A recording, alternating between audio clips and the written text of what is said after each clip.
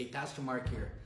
Guys, today I wanted to talk just for a few minutes on change and adaptability. So I want to read this passage. It's in 2 Corinthians chapter 4.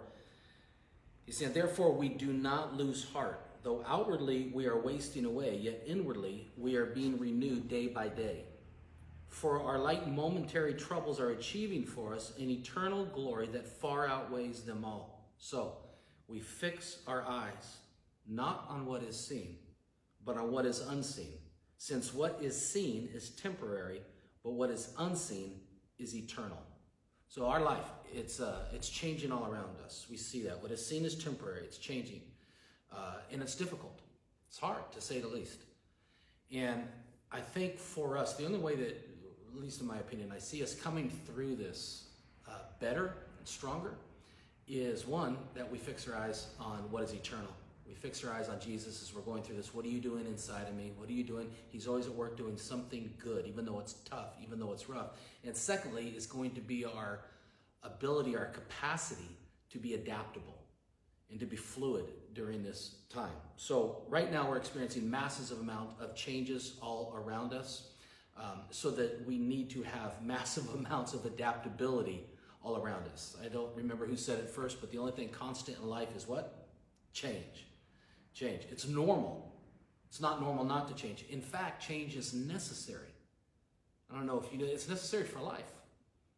One of the medical definitions for death is a body that is no longer changing. Let me give you some things here about that. Our body, over the next half hour, approximately 500,000 cells in your body are going to die and be replaced with 500,000 new cells. Our skin is replacing itself every month, and our stomach linings undergoes a complete change every 5 days.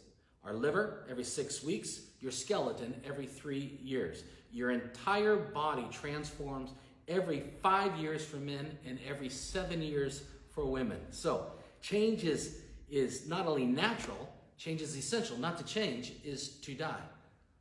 And we know this as we're going through this time. What our routine was last week is going to be different from what our routine will be next week. How we parent is changing. How we're relating to one another is changing.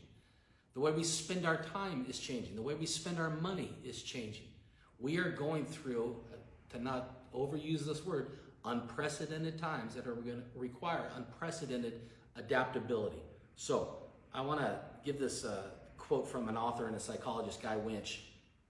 He writes that one of the most important aspects to adaptability is life happiness. This is what's so important about our ability, our capacity to adapt.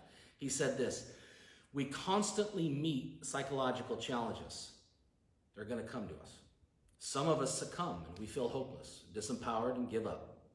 And some meet challenges, take the knock, and learn something from it. Our ability to have life satisfaction, to be happy, and to have good relationships really depends on our ability to adapt."